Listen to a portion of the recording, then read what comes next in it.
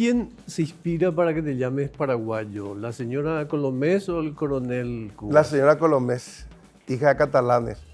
Y cuando nací en el Walter Reed, que es un hospital militar, ahí a metros de la Casa Blanca. Disculpen, a metros de la Casa Blanca. Sí, realmente está en Bethesda, Maryland, pero Sí. como una institución federal, realmente está a unas 16 cuadras. Yo digo 6, ya sabes, Sí. que es parte del marketing. Y entonces llega el médico y le dice, name, le dice, paraguayo. What? Le dice el médico, qué cara. Spell it, deletréamelo. Y le deletrea a mi vieja, ¿no? Y mi viejo estaba en un curso en Colorado, llega un poquito más tarde. Yo nací a las 4, mi viejo llega a las 7 de la tarde. Y le dice mi papá, ¿cómo se llama el chico? Le dice, paraguayo. ¿Qué? Le dice mi papá, paraguayo se llama. ¿Cuál es el antecedente? Ella se iba a ver a mi viejo jugaba vóley, era el tema de mi viejo. Y todo el mundo le decía en guaraní, araca, ey, como ajeta la paraguayito. Y ahí mi vieja me casó paraguayo. Pero después tuve un problema. Cuando me llevaron a bautizar en la calle 16, donde yo trabajé después mucho en esa área, en Washington, hay una iglesia latina. Y el cura, un español, un tipo cascarrabia, le preguntó ahí ante esa cuestión bautismal. Ante la nombre le dice. Paraguayo le dice papá, ya convencido de darle el nombre. Yo no bautizo a niños con nombres de caballos de carrera, le dijo. Si no le pongo un nombre a un santo, yo me voy. Y mi mamá, que era voluble y era de buen relacionamiento, le dice, bueno, le dice, pongámosle Antonio. Antonio se llamaba mi abuelo por parte de mi mamá. Re catalán, Antonio Colomés Roset Tardá Oviols. 4 apellidos catalanes, yo. Y me bautiza el tipo. Me ponen en mi pasaporte norteamericano, mi seguro social, todo lo que es Estados Unidos, paraguayo Antonio. Pero cuando venimos a Paraguay, papá no era muy de santo y cosas así, ¿no? Agarró y me escribió solo paraguayo y borró el Antonio. Claro, o sea que en el registro civil. Tu viejo tiene una historia fantástica, pero una historia muy curiosa, digamos, porque él, quizás uno de sus momentos más recordados, es el momento en que encabeza una dotación de 154 paraguayos, una fuerza de intervención internacional que va a... Vos habrías tenido 5 años, va a República Dominicana, era el polvorín de la Cuba de hace 5 años. Pero lo curioso es que él va con la bandera de anticomunista y termina generando una literatura que estuvo guardada mucho tiempo de rebelión contra la injusticia, de cuestionamiento a la desigualdad social. ¿Quién era tu viejo? El coronel es un tipo que entró con 14 años en la escuela militar. Peleó en el 47 en un año en que hubieron 2 promociones. La de Rodríguez primero, que era su compadre, y luego la de él. Y el coronel era un tipo hijo de una señora de apellido Barbosa, Yutú, y de un tipo que murió muy joven, hijo de Teófila Cuba, que tuvo 7 hijos a la vez. Y con mucha empatía hacia lo popular. Lo que sí que llegó fue uno de los coroneles más jóvenes en la época de Stroessner. Y en República Dominicana prácticamente empatizó con el hambre del dominicano. Y él decía, estos no son comunistas, son comenadas. Hay un libro que es una bitácora él, que editó mi hermana Magdalena con el hijo de Nanino Ferreira. Así mismo. Saturnino Ferreira. San Ignacio Misiones.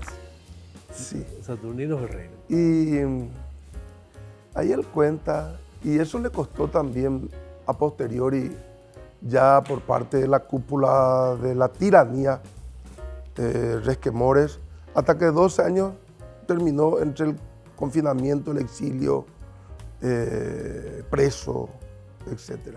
¿Y cómo es que él era agregado militar cuando vos naciste o cómo es que estaba en Estados Unidos? La OEA tiene un órgano de consulta militar. Entonces él integró durante 8 años. Y ahí enviudó en ese lapso y a la vez conoció a mi madre, se casó allá y nació Acaperó y mi hermano que se llama Lautaro. En Chile no hay gente con el nombre Lautaro, jefe de los mapuches o araucanos según los españoles, Sí. ¿no? Y por ahí va. Por ahí va. Entonces, o sea, se trata de una persona que tuvo un roce cultural bastante intenso, entonces. Ah, sí, aparte que venía de Villarrica, per se, un ambiente ya de mediana ilustración, más allá del... Sí. Entrando justamente en lo ideológico, ya que hablamos, el café no es de utilería, así que puedes tomar, Yes. está un poco frío nomás ya. Yes. Y ¿vos crees que a propósito de Guerra Fría, Payo, crees que izquierda, derecha son todavía límites, contenedores suficientes para los debates? ¿O crees que, digamos, la gente está buscando otros escenarios? En Paraguay nunca fueron parangones.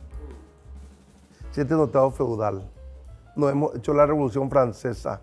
Acá falta Chancaycé, compañero, que venga y le revienta a todos estos feudales. Acá no puede discutir eso. Y es más, esta es una teoría trotskista que yo abrevé en la Facultad de Derecho, ¿no? Con algunos amigos en la lectura. Y de ninguna manera. Acá se debería producir per saltum del Estado feudal sin pasar por un estadio liberal a un Estado de derecho social. No es poca cosa decir eso, ¿eh? Vamos a seguir hablando de política e ideología porque es apasionante. Es más, yo siempre releo la vida de mis entrevistados. En algún momento tuviste un programa en Radio Ñandutí con Hugo Richard Y con Cárdenas. y con Cárdenas, ¿sí? O sea, yo era un simple amanuense retórico porque leía Barret en todos los interregnos. Sí.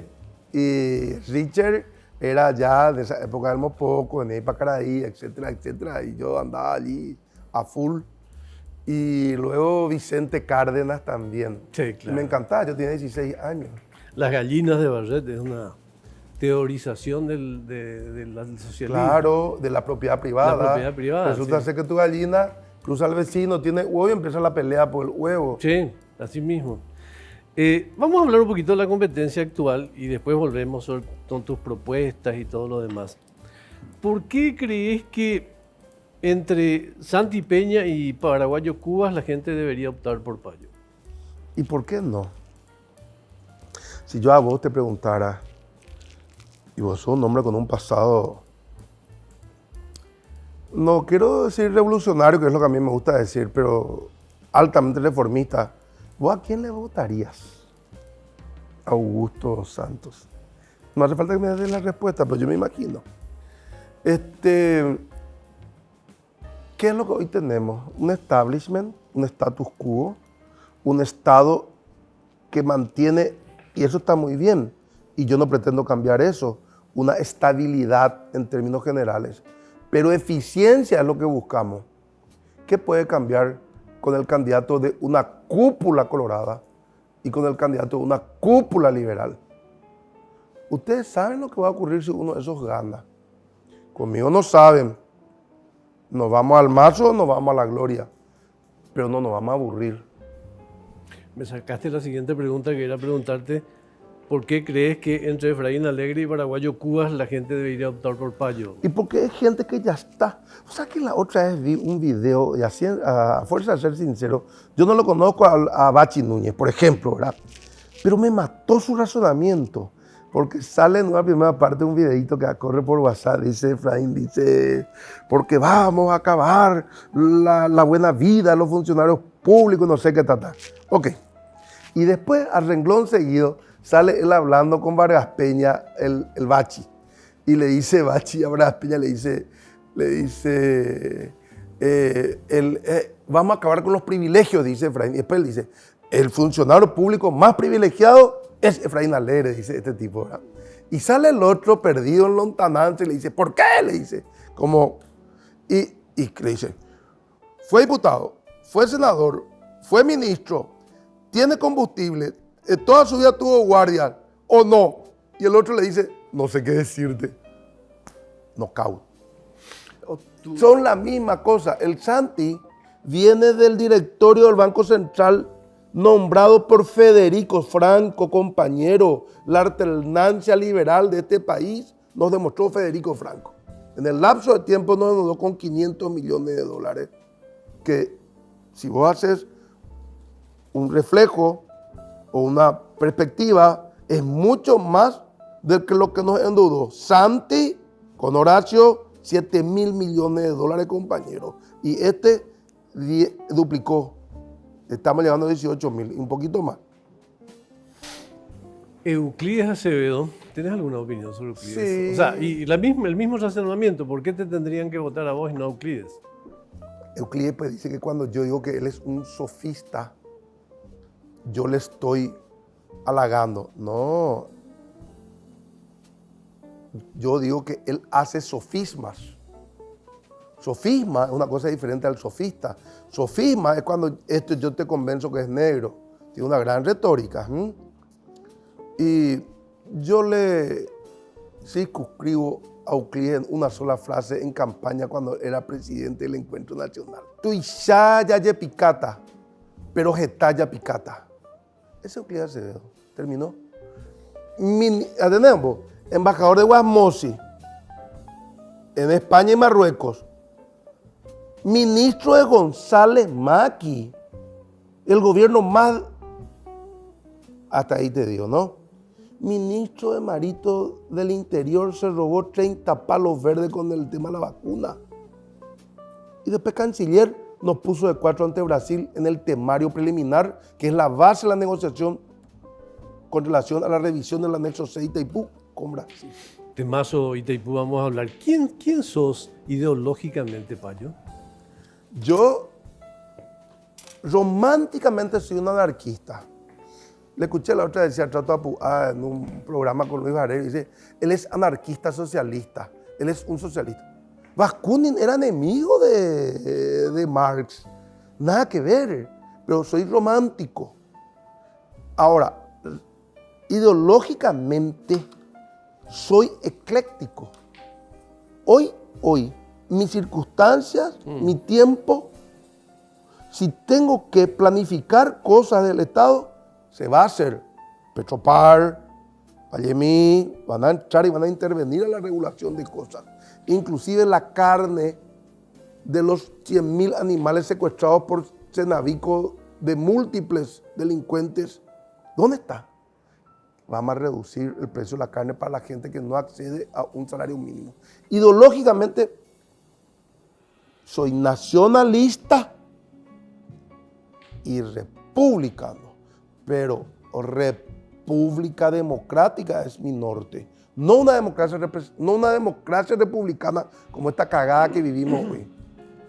El tema de la representatividad, el tema del debate que se dio en el pasado respecto al voto directo, van a quedar muchos temas lamentablemente afuera porque sería interesante conversar. Tenemos que volver al voto por convencionales, como en Estados Unidos los delegados. El voto acá, compañero, está en manos del lumpenaje, de la gente que está en los arrabales y que viven de la caridad y los desechos de los de arriba. Y la revolución de ellos, lastimosamente, termina en la esquina de la panadería cada vez que hay elección. ¿Cuál es tu mirada sobre la dimensión del Estado? Porque hay muchas teorías al respecto. Sí, el Estado. 350.000 personas que viven del Estado, no solamente los que están en la 1626, permanentes, contratados, auxiliares y de confianza, sino que también todo lo que hace a legisladores, jueces, defensores, síndicos, bla, bla, blum, blem, blam. Lo cual lo convierte en tremendamente clientelista. 90% de la plata del presupuesto ejecutado paraguayo es para pagar sueldos. No puede ser. No va a seguir así. Nos le vamos a tocar a un funcionario público, pero el que se muere, se jubila, renuncia, su cargo será ocupado por un permanente. Pero allá abajo, donde quedó el agujero, se cerró, se selló. Ni mi secretaria privada va a ser del sector nuevo, ni vamos a meter, y no voy a pagarle un salario a ningún secretario del Parlamento, ni a ningún nuevo en el Poder Judicial. Porque yo no solamente administro el país, ejecuto el presupuesto según mi leal saber y entender. Y el no ejecutar ciertos rubros no significa malversación. Vamos a ahorrar, y mucho. ¿Por qué cree que una de las salidas para una mejor organización es un Congreso unicameral? Y compañero, la Constitución de 1940 ya nos los dijo. ¿Por qué? Primero por una cuestión de eficiencia. Imagínate 125 acacurús como yo. Dibujando, yo siempre traigo una frase cliché mía, discúlpame. Te dibujan un camello cuando quieren dibujar un caballo. Eso es lo peor. 80 representantes en la Cámara de Diputados, los cuales vos conocés a 3 o 4. Y en el Senado, $10,000 a la semana, el toco, papá. Si yo hubiera recibido $10,000 a la semana, eran 40,000 más mi sueldo, 50,000. Dame vos, Augusto dos Santos, el nombre de un senador que hoy golpee la mesa. Uno más te pido. Dame un liberal. Dame uno. ¿No evalúas en el paso del tiempo si no hubieras sido una alternativa que siguiera siendo senador? Lo que pasa es que, primero, desde el punto de vista personal, era sumamente aburrido para mí. Presenté, ese pues es lo que me decía, yo te contaba en el interregno, Ramiro Domínguez: no seas más primer alumno, te vas a sufrir mucho. Si vos entras en la página del Senado, se llama, guácala, me vendrá luego, 197 documentos presenté, sí, en un año con 6 meses de suspensión. He leído ayer. Una superproducción de documentos. Algunos quizás consideran baladíes o no, pero 37 proyectos de ley. Hoy 3 son leyes, pero en el resto perdía 40-1. ¿Sabes qué? Yo hubiera estado muerto. Chupaba media botella de whisky al día. Una caja de cigarrillos me la fumaba. Yo nunca luego creí que iba a aguantar 6 meses. Aguanté 1 año y piquito, catú. ¿Qué iba a hacer allá adentro? Entonces, el día que me echaron... El día que le convertiste a Kencho Rodríguez en senador. Claro, porque Kencho advirtió luego eso, porque él es un hombre con mucho oficio, sí, y tiene la perspectiva, sí. ¿no? Él está más allá del kindergarten ya, ¿no? Mucho, está de vuelta. Y Kencho en una entrevista, y voy a volver porque paraguayo no sabe controlar sus hormonas. Y vos sabés que se cumplió eso porque no fue el tema de la capital policía, fue el tema de no ascender a generales y policías narcotraficantes. El índice de masa corporal, compañero, llevé la balanza. ¿Cómo un contraalmirante va a tener 160 kilos, sí, y va a tener 1,60 m? ¿Y sabe qué hacían esto? Renunciaban a la calificación en lo que hacía su peso. Y después está todo lo que tiene que ver con la cuestión de la fumigación con glifosato y con piretroides. Ese fue el tema. Voy a aprovechar, Pancho, que no te invitan a los debates, porque los debates pues, normalmente se nutren de las cuestiones que están como más mencionadas por las audiencias en los sondeos. Voy a mencionar 3 o 4 temas de sondeos, ¿sí? Sí, dale. Lo primero es el trabajo. El trabajo en primer lugar, diría don Blas. Sí. ¿Qué harías al respecto para modificar la situación del empleo en Paraguay? Yo ya hice, en teoría, presenté el proyecto de ley de zonas francas. Se lo comí realmente a Sosa Jovellano, porque él tenía presentar y no presentar, y yo me adelanté. Y trabajé mucho con Báez Maquila en el tema de Maquila. Trabajo en mi cuestión profesional con todos los que hacen incentivos fiscales. Yo lo que haría con el trabajo sería que se mantenga la presión tributaria, que es baja aún en Paraguay, de un 11%. Pero que el trabajo sea una forma también de otorgarle incentivos fiscales a aquellas empresas que emplean a jóvenes. en el afán de que obtengan un oficio. O personas que salen de la cárcel también, que por el hecho de tener antecedentes se fueron ya al mazo de por vida. Entonces, un Estado pequeño, eficiente, pero con muchos incentivos a las industrias, empresas y cooperativas que den empleo. Se parece bastante, es bastante pariente del tema del empleo y el trabajo, la cuestión de la pobreza. ¿Cuáles serían tus políticas principales respecto al tema de la Y que pobreza? la pobreza no sea un elemento electoral, porque hoy la pobreza es utilizada por lo que te dije antes, a los efectos de ganar votos en un momento determinado. ¿Y qué pasa con el tipo que es pobre? El radicalmente pobre, que vive con 10.000 guaraníes al día en Paraguay, que constituye el 40%. A él no le interesa lo que a vos te pasa. Él es un disruptor social. Es un tipo que entra en una manifestación, compañero, y te rompe los vidrios del teatro municipal como si nada, o quema el Congreso. No fuimos nosotros. Yo estuve procesado por el tema de la quema del Congreso, pero ¿quiénes quemaron el Congreso? Ellos, el lumpen, lastimosamente, que no es amigo de ninguna revolución, sino que del status quo. ¿Cuál era tu pregunta? Hay una cuestión, no, eso, de qué políticas para mejorar la situación de la, de la pobreza. Empeorar No, la no. situación de la pobreza, o sea, mejorar la situación de la posesión de las personas. digamos, ¿verdad? Bueno, posesión, la pobreza. La gente mide en Paraguay la pobreza por el dinero, pero no es esa la pobreza. Es tener acceso a múltiples servicios públicos, ¿no? Pero de calidad, no como ahora, ¿no? ¿A vos no te parece que es una gran pobreza tener que viajar 6 horas al día en un micro apiñado, ida y vuelta a tu casa, todos los días, aunque tengas trabajo? Esa es una pobreza extrema, porque nadie vive 1.000.000 de horas. Vos multiplicás la cantidad de horas 24 por 365 y te da 8.700 horas al año, de los cuales vos estás empleando. No, la pobreza acá viene en múltiples sentidos. Y esa es la revolución que nosotros tenemos que hacer. Decirle a los perros, vamos a cambiar diametralmente este asunto. Y depende de vos. Otro típico tema de un debate al que no te invitaron, y no se produjo tampoco, ¿verdad? Es el tema de la inseguridad. Planteaste cuestiones muy concretas y fuertes. En la policía siempre. Pena de muerte, hablaste en algún momento. Claro, bueno, a ver. Vamos Pero primero- habla genéricamente de tu proyecto de genérico, seguridad. ok. Pero, y puntualmente también. Yo hice mi conscripción en la policía porque quería ser policía. 1, ¿verdad?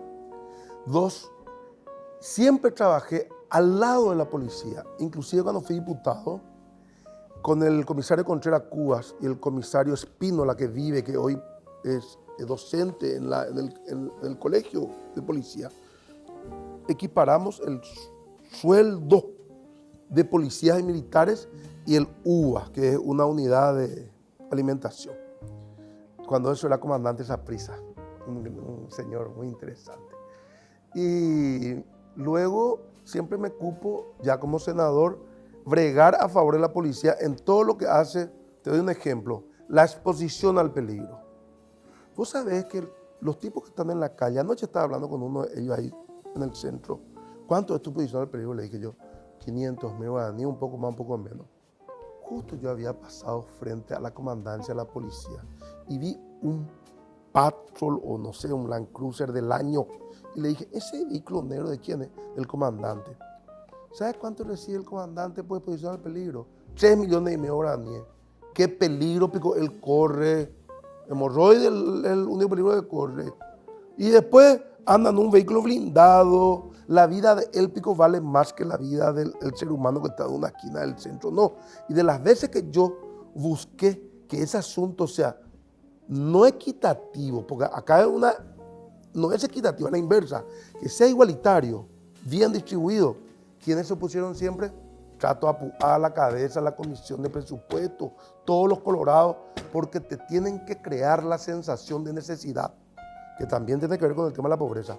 Vos no puedes estudiar ni pensar, porque al día siguiente, ¿cómo pagas tu cuenta? ¿Qué vas a comer? ¿Cómo le vas a alimentar a tu hijo? Ese pues es el sistema que te agobia y te libera la panadería. La seguridad. Estás viendo que en Chile tiene 31.000 policías. ¿Qué población tiene Chile? 20 millones de habitantes. ¿Cuánto tenemos nosotros? Vos sabés, 33.000 policías. 10.000 están en la calle. 10.000 están en las calles.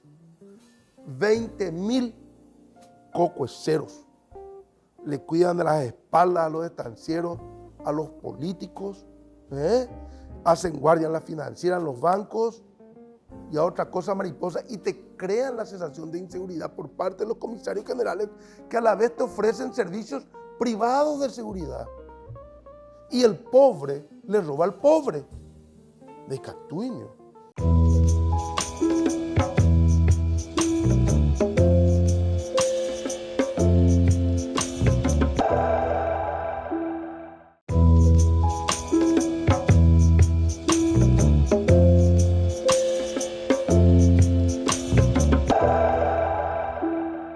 Fuerza de tareas conjuntas. No es fuerza, no tiene tarea y no es conjunta. Y Ari, ¿verdad? Es el famoso tema de los extremos se unen. Sobre pretexto de perseguirlos y nunca se los encuentra, se nos revienta a nosotros en el medio con el presupuesto. 1.800 millones de dólares, Ministerio del Interior. 1.500 de dólares, 1.500 millones de dólares, Ministerio de Defensa. Para esta organización militar policial que no es absolutamente eficiente y que está sometida a la política coyuntural.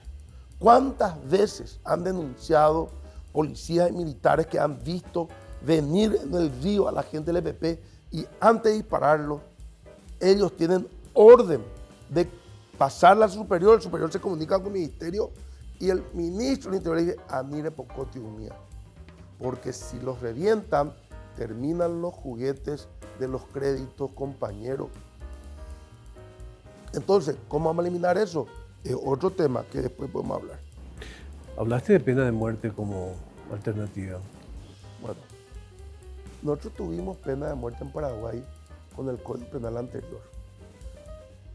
Y a mí me parece que la nueva constitución que vamos a hacer en el 2024 va a establecer la pena de muerte nuevamente para 4 casos. El que mata para robar, el que mate al padre, a la madre o cometa feminicidio o viole un menor, el que roba al Estado paraguayo a través de cohecho pasivo, activo, lavado de dinero, etcétera, etcétera, ¿no? Por ahí va, ahí te dije los 4 porque ya te agregué feminicidio en uno. Compañero. Ello supone una reforma constitucional, pero más tarde vamos a hablar de eso si no vamos a que saltar. Vamos a tener con la inercia de la victoria que yo creo. ¿Qué hacemos con la educación, Payo? La educación se da en la casa. Hay un problema de concepto como siempre en Paraguay. La educación te dan en la casa, la ilustración te dan en el colegio. Primero se va a llamar Ministerio de la Ilustración. ¿Y qué es la educación? La educación es la autoestima del niño. El primer papá que le dice al hijo, saque cuculele en la calle, ese se va preso. La madre que le dice al hijo, no sale a la calle el policía, te va preso. Eso se llama alienación y en Estados Unidos el niño denuncia eso. Y viene el policía y los lleva a un juzgado. ¿Por qué? Porque el niño de 0 a 4 años desarrolla el 80% de la inteligencia. Eso se complementa con la voluntad y después con la ilustración. Entonces, educación, casa. Y tiene que ver con cuestiones sanitarias también. La ilustración a partir de los 7 años. Van a amamantar a sus hijos hasta los 2 años, las madres. Yo presenté el proyecto que está vigente hoy, que regula la comercialización de los sucedáneos de la leche materna. Vos, ninguna mujer acá en Paraguay puede comprar leche artificial sin tener una prescripción médica. Eso se vende a cacharrata. ¿Dónde está la hormona de la oxitocina? ¿Dónde está el calostro? No, 2 años de la gestación. Entonces, las empresas como en el Brasil... Que es la vacuna, al mismo tiempo. En la zona anovaginal están todas las vacunas. ¿Qué es la cesárea? La cesárea es una cuestión prohibida en casi todo el mundo.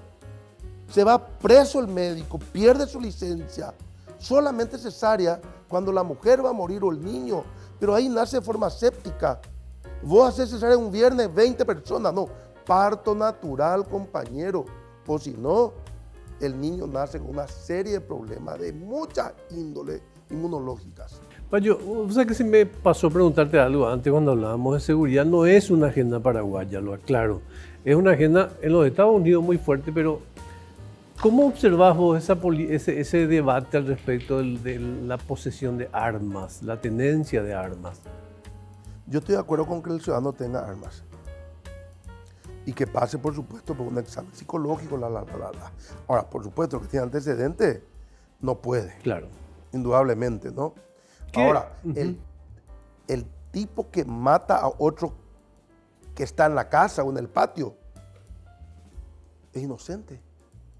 El resguardo de la propiedad privada absoluta. Y, por otro lado, en las grandes extensiones de tierra ya no es la misma situación. Hoy tenemos la ley de Zavala Herrera que cometió en crimen el hecho que vos pongas, este es Paraguay, y vos pones un pie acá en lo de Tranquilo Fabio y te vas preso 10 años. No, es otra cosa, mariposa.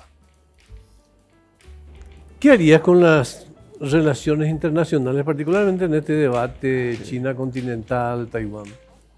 Yo estudié en una academia militar en Fuxingán, que está en Taipei. Abrevé la revolución de Chiang Kai-shek, abrevé al tutor de él y de Mao Zedong, Sun Yat-sen. Y yo creo que inevitablemente tenemos que establecer relaciones diplomáticas con la República Popular China y dejar a la República de China, así se llama el ROC, en las relaciones comerciales y la otra las diplomáticas. Somos el último país en América con relaciones diplomáticas con Taiwán. La gente me dice, pero comunista, no. Nicaragua salió el año pasado, Salvador salió ahora hace poquito, Uruguay hace mucho, somos el país más grande. Ahora, nosotros producimos carne suina en un año y equivale a lo que en China continental se consume en un día. Exportamos 300.000 toneladas de carne vacuna y es lo que en la China continental se consume en una semana. Paraguay... ¿Por qué Lugo no estableció relaciones con China continental si él era socialista? ¿Sabe por qué? Porque era un chanta y son de la socialdemocracia, la segunda internacional, que son tibios. Él, no. Paraguay va a ser, Payo, el dorado al respecto de su posición estratégica, agua dulce, hidrovía, la existencia de metales cada vez más codiciados en la región. Y aparentemente también es el escenario de una confrontación de Estados Unidos-China, justamente, la región. ¿Cómo observas esos asuntos del futuro geoestratégico de Paraguay? Nosotros ya somos hoy un depósito de minerales importantes. Yo trabajé con Tito en el año 83, recorrí todo el Chaco un año y hemos sellado, o sea, yo he visto cómo se sellan los lugares donde aparentemente hay petróleo. A mí me cabía manejar un magnetómetro, era intérprete de 3 biólogos, etcétera, exploradores. Hoy se exporta oro, nos roban el oro. En la compañía Coronel Cubas, en Paso Yobay, ahí pues está la empresa Lampa, que tiene la concesión para la exploración, pero no para la explotación. ¿Lleva el nombre de tu papá? La comunidad, sí, porque papá decía que había oro y los perros decían que estaba loco el coronel. Papá decía, ahí hay oro, en los años 70, cuando estaba confinado allá en la zona, ¿verdad? Y después apareció el oro y todo el mundo se acordó, Coronel Coronel Cubas se llama el lugar, ¿no? Donde hay más oro que en otro lado. Geopolítica es el tema. ¿Sabes qué me está haciendo acordar? Del general Beira Matos, de la época de los militares desarrollistas, no los de ahora, de los años 60. Beira Matos hablaba del tema geopolítico y nos daba una lección, me acuerdo, yo tenía 18, 19 años, vino a la Universidad Católica y habló del tema geopolítico de Paraguay, de Brasil y de China. Y él hablaba de 5 elementos geopolíticos que necesariamente tenés que contar para poder proteger tus recursos y tener la posibilidad del desarrollo. Y Paraguay tiene solamente uno: identidad cultural. Brasil tiene los 5: territorio, dominio de costas, recursos minerales, población e identidad cultural. Y en esa época él no avisoraba lo que iba a ocurrir con la China continental, a donde hoy la civilización, después de haber partido entre el Tigre y el Éufrates, y va al oeste, va al oeste, va al oeste, vienen los pilgrimes, va al oeste y ahora irrumpe en China, pero no baja al sur. Él no vislumbró lo que hoy está ocurriendo en China, pues él dijo en esa época, y hoy recién podemos decirle, pues ya está muerto por supuesto, él decía de que China no va a poder ser una potencia porque no tenía identidad cultural, porque allí hay 3.000 dialectos, pero hoy la identidad cultural china se está produciendo. Claro. No estás cansado, ¿verdad? No, yo tengo un jueguito de varios personajes confrontados y después tengo algunas preguntas más de fondo. Dale. ¿Che Guevara o Bukele? Bukele. A pesar de que Bukele era miembro del movimiento Farabundo Martí. Tal cual. Era publicista también. Bueno, él tenía una agencia publicitaria que le hizo siempre la publicidad a la izquierda. Lo que pasa es que hay que ubicar a la gente en su tiempo y espacio. Vos no le podés juzgar a la gente desde hoy con retrospectiva. Tenés que ponerte en el momento. Tenés que ponerte en el 59 para analizarlo al Che. Y tenés que venir hoy para analizarlo a Bukele. Así mismo. ¿Bolsonaro o Lula? Bolsonaro. ¿Te puedo preguntar por qué también? Y uno porque estaba loco como Trump, como Boric y como otros. Supuestamente locos. Los que están, la locura, pues nadie conoce el límite con el coraje. Si vos no tenés novedad, vos no podés enfrentarte a los medios. Si yo no hubiera estado loco, nadie hubiera filmado el tema con Calé, porque nadie le da bola al que no tiene novedad. Pero si vos estás loco y la prensa está en tu contra, la única forma que te sigan, todo el mundo quiere saber lo que hace el loco, no el que no tiene novedad. ¿Trump o Biden? Trump toda la vida. Yo siempre trabajé con los republicanos en Estados Unidos. ¿Camilo Suárez o Mario Ferreiro? Camilo porque él es un consumado marxista de la Tercera Internacional. Y me gusta la gente con la que hablo, saber quiénes son. Prefiero hablar con un estronista que yo sé quién es. Me hace acordar de Chilaver, de Esquivel. Teníamos grandes diferencias, pero yo sabía con quién estaba hablando y podía tener una dialéctica con él. ¿Perón o Alfonsín? Perón. Yo tengo fe, yo creo en el amor. Palito Ortega, Sí. Cuando volvía, y la Cámpora, ¿no? Claro, Perón, justicialismo, toda la vida. En la Guerra Fría estaba como más delimitado el debate ideológico y tenía mucho que ver esencialmente con cómo miraban las ideologías lo social, ¿verdad? Esencialmente, ¿verdad? Yes. Eran ricos, pobres y compañía. Últimamente existen como otras agendas que pasan sobre el tema ideológico el matrimonio igualitario, las perspectivas nuevas respecto al aborto, la agenda LGTB, que hoy ocupa arrolladores espacios. ¿Cuál es tu mirada al respecto de esas agendas? La agenda LGTBH es, la gente se olvida del H, que es lo que nosotros en nuestra época llamábamos Monflorito, el que nace con dos sexos. El Estado tiene que ocuparse de tratar, de operar, de intervenir con el que nace con dos sexos. Si es pobre, ¿vos te imaginas tu hijo o tu hija con dos sexos? Mi Dios, ¿vos sabés lo que sufre esa gente? Y una cuestión con... Ahora, no como en Uruguay que vos... Yo tuve siempre buenísimos vínculos con la comunidad LGTBH. A tal punto que venían a mí siempre en el Senado, felices, tranquilos, ¿no? Y una vez me dijeron el tema de que los que se cambiaban de sexo que tenían que ser operados por el Estado. No. Solamente el H, ¿ok? O el Monflorito, que decíamos así nosotros en su época, perdón. No es peyorativamente lo que estoy diciendo. Ahora, casamiento en Paraguay. No. ¿Por qué? Uno, por una cuestión legal que la Constitución establece, ¿verdad? Aclaro acá un tema para los amigos, la chispa. Yo me voy mucho a la chispa, a lo de Pachín. Bueno, ahí se radica Camilo. Un campeón, sí. Campeón, Pachín. En la chispa la otra vez se me acercaron dos gays y me dijeron, vos sos homofóbico, mijo. ¿Por qué? Hablé pues yo el tema de que el embajador vino con el esposo acá, ¿verdad? Un embajador. De forma oficial. Andaban por llevar a Putin un embajador con su esposo allá. Qué puta le corre. Bueno, entonces le dije, pues, ¿y por qué voy a ser yo homofóbico por esto? No, le dije, pero pues. Y te doy testimonio. Yo soy padrino.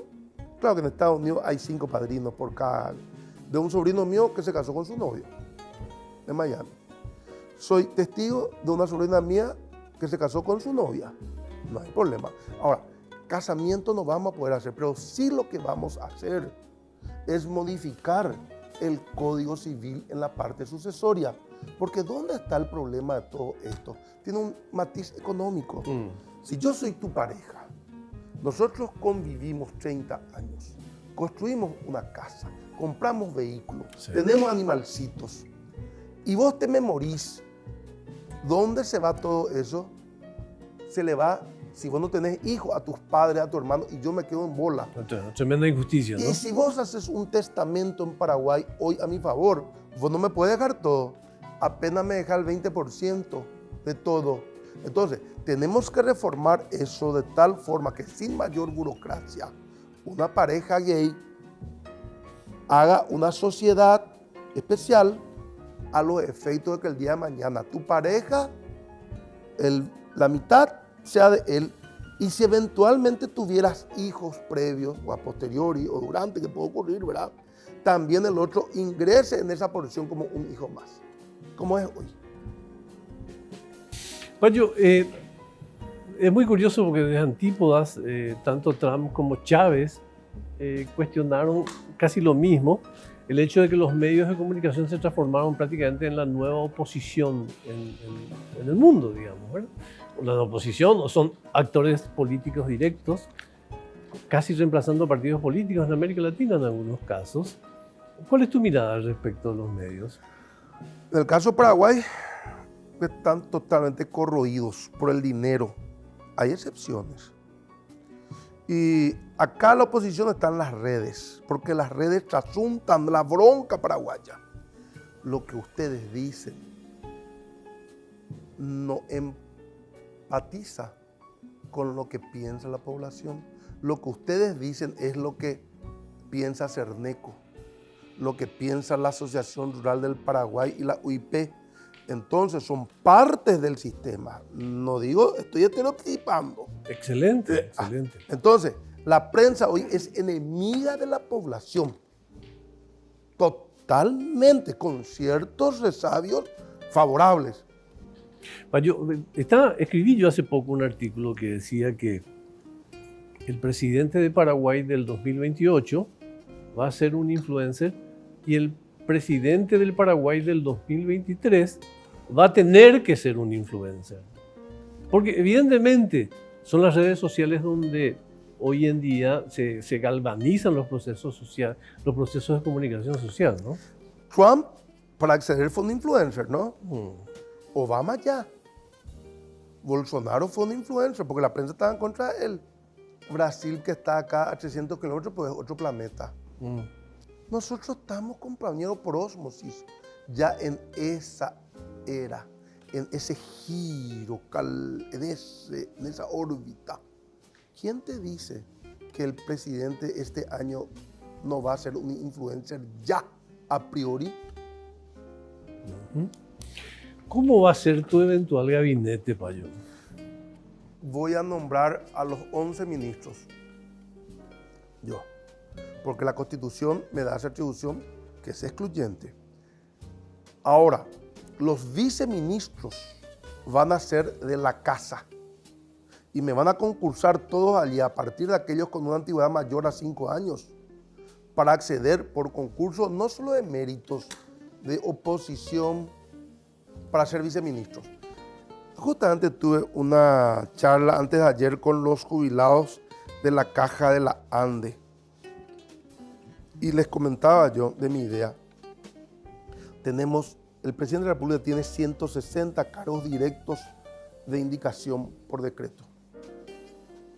Pero si el 30 de abril me cabe ser electo, empieza el 1 de mayo el concurso de mérito de oposición para todas las entidades descentralizadas, de SAP, ANDE, Claro, y las secretarías de la presidencia. Te paro ahí porque no quiero que me mates mi última pregunta que tiene que ver con eso. Amanece el 1 de agosto. Sí. ¿Quiénes No, son en realidad el 16 de agosto. ¿Quiénes son los ministros? No. Amanece, te convertiste en presidente. Okay. Jura. Estás tomando mate con con la senadora ya va a ser. Con Yolanda. Y de ahí al Palacio. ¿Cuáles van a ser tus 3 primeras medidas? La primera, ahí, mudar mi cama, que es una litera, al sótano del palacio donde voy a vivir. Por supuesto, implementar los decretos que firmé el año pasado y controlar su cumplimiento, ¿no? Y 3, dar una clara señal de que sigo en campaña, porque tengo que hacer la nueva Constitución. ¿Cuáles son los 3 puntos esenciales de esa nueva Constitución? 4 si querés. 10 también te puedo dar. 1, la reversión de las tierras al Estado paraguayo, porque vamos a tipificar el latifundio no como hoy a partir de 20.000 hectáreas, sino que a partir de 5.000 va a ser un latifundio en Paraguay. Está bien, no es un latifundio improductivo necesariamente, pero la función económica y social, el famoso FES, hoy en la Constitución prevista que no se cumple, se va a cumplir. 1, mayor gravamen a partir de 5.000, porque el impuesto inmobiliario es un impuesto directo, el IMAGRO también, pero es totalmente, no es equitativo. Vos no podés, el impuesto selectivo al consumo y el IVA se constituyan el 60% de los ingresos tributarios en Paraguay, cuando todos los perros pagan el mismo impuesto al comprar un litro de combustible que son 4.000 guaraníes y paga el rico, el pobre y el desahuciado. Ok. Estábamos hablando de los decretos. Los puntos esenciales de tu cambio constitucional. Ya. La unificación de las fuerzas públicas en una sola. ¿Que una guardia o cómo es? Policía militarizada. Chile, creo que te decía hoy, tiene 30.000 policías y nosotros tenemos 30.000. Creo que ya hablamos de este tema, ¿no? Ese tema, ¿no? La unificación de las fuerzas públicas. Después, el tema de que los empleados de las binacionales, sin efectos retroactivos, pasarán a ser funcionarios públicos por Constitución. Otro tema, la Constitución. Nadie en este país me va a ganar más de 5 salarios mínimos si son electos, si son jueces, si son estos, si son aquellos. Y ni un peso para combustible. Más de 5 salarios mínimos. Y son 12 millones de guaraníes. Okay. La gente me dice, ay, pero entonces no vas a tener gente de calidad. ¡Jarona! O sea que yo tengo que contratar a un pelotudo que no, su economía no la supo administrar y que, o sea, yo tengo que tener gente que ha resuelto su problema económico previamente a hacer, no que venga a resolver su problema económico allí. Que sea una condecoración de la función pública. Y claro, entonces la gente me dice, pero entonces solamente gente rica. No, hay gente pobre. O sea, perdón, pequeños burgueses que han resuelto sus problemas económicos con 2 sueldos mínimos. ¿Se vive con 12 millones de guaraníes o no? Le pregunto acá a los que están. ¿Qué puta? Ellos querían ganar 12 millones de guaraníes al mes. ¿Y por qué un trato apuado, un tadirona iba a ganar 40 y va a recibir $10,000 otra vez de premio cada semana por callarse y por reventarle a ellos? Payo, muchas gracias por Ya nos vamos, pero mira. ¿Tuviste Me cómodo encanta. la entrevista? Mira, tan cómodo que estoy feliz. Muchas gracias por la visita. A vos, compañero. Muchas gracias. Gracias, Augusto. Muchas gracias. Nos vemos.